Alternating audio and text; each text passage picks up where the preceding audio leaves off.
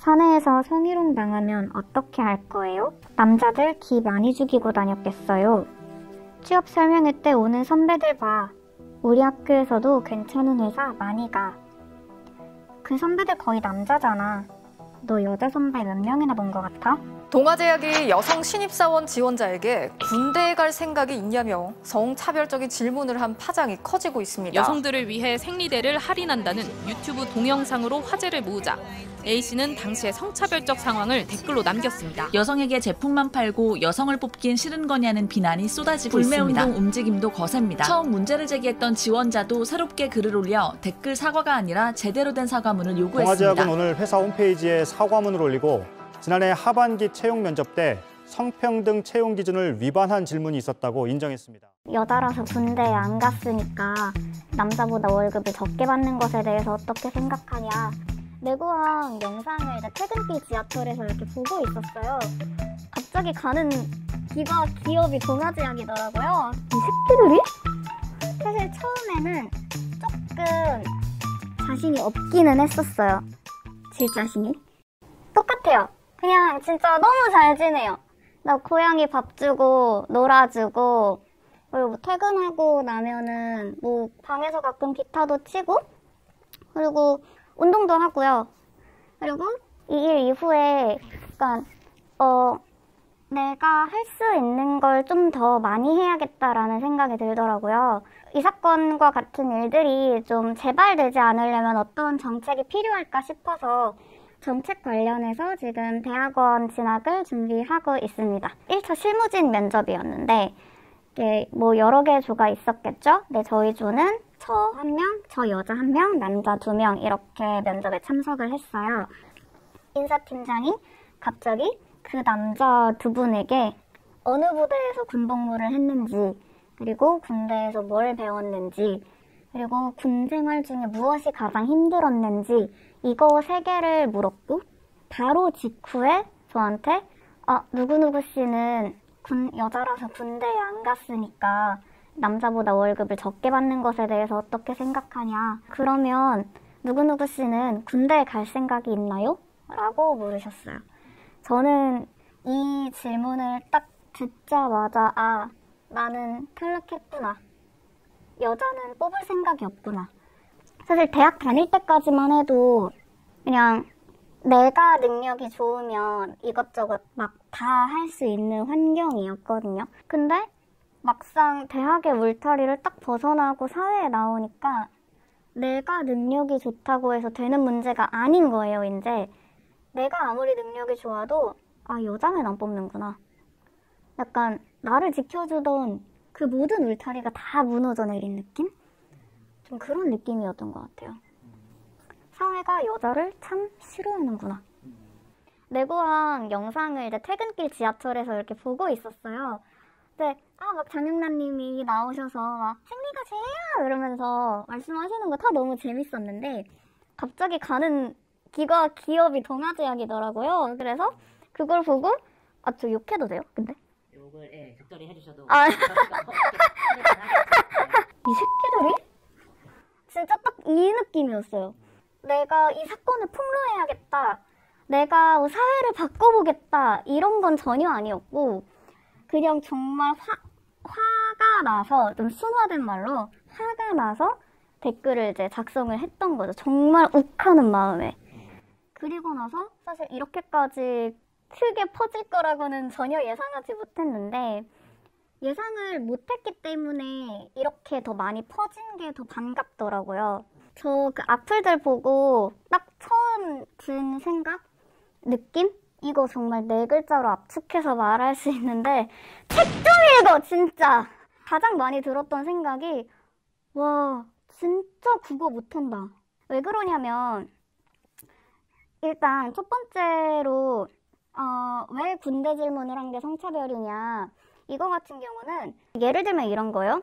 2명은 키가 180이고 1명은 키가 170이에요. 170인 사람한테 너 키 작으니까 180 남자들보다 월급 좀 덜 받아도 되지? 혹시 그 키 크는 수술 할 생각 있어요?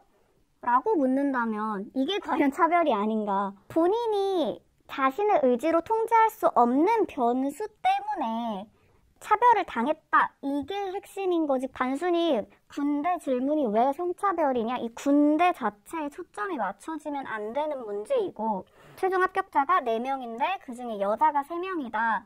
이런 반론에 대해서는 제 입장에서는 정말 그거예요. 어쩌라고. 그래서 어쩌라고. 그렇다고 해서 내가 2020년 11월 16일 오전 10시 30분부터 11시까지 그 30분 동안에 있었던 차별이 없어지느냐? 아니에요. 제가 이제 동아대학 면접을 봤던 그 2020년 11월 16일에 타임지에서 선정한 올해 100권이라는 책 목록에 올랐던 조남주 작가의 소설 82년생 김지영을 실제로 보냈습니다.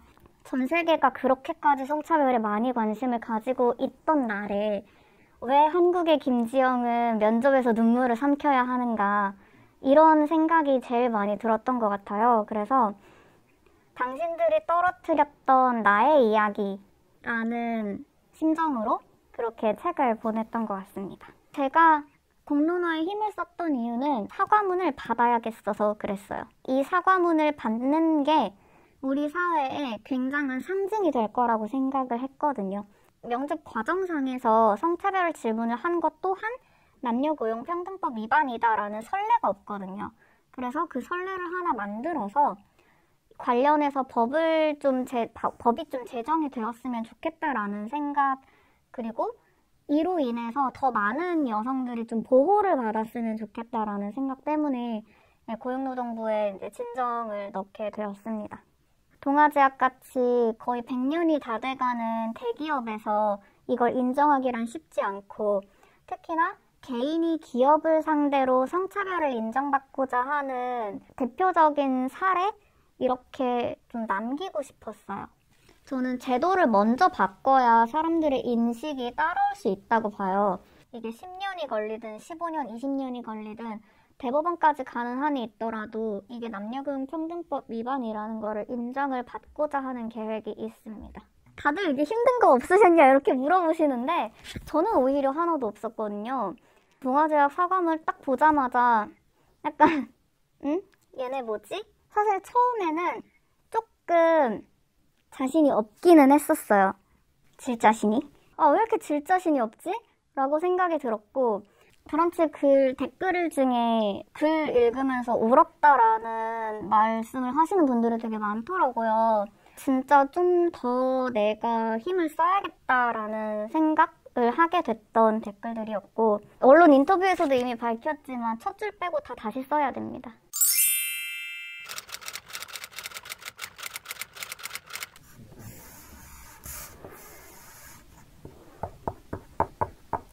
동아제약은 차별 없는 청년이 아닌 여성 일자리 창출이라고 썼어야 맞습니다. 앞장설 주제가 되지 않기 때문에 차별 없는 여성 일자리 창출에 뒤따라가기부터 해야 하는 것이고 절대 본인들이 법을 위반했다는 사실은 인정하지 않고 있기 때문에 국가인권위원회법을 이제 위반했습니다. 라는 내용이 추가가 되어야 합니다. 지금까지 동아제약은 남녀동수로 구성된 인권위원회를 구성하는 등 이런 내용들 사과문에 불필요한 정보이기 때문에 전부 삭제를 해야 하고 우리의 의도와는 관계없이 약간 프로세스의 문제이다 라는 점을 강조를 하고 있기 때문에 이 부분은 전부 삭제하고 성차별 없는 조직 문화와 그 성차별 없는 이제 채용 문화를 만들 것을 약속을 하겠다라는 내용이 들어갔어야 맞습니다. 남녀 동수로 운영 중인 인권위원회, 남녀 동수로 인권위원회를 구성했는데 이런 일이 발생을 한 거면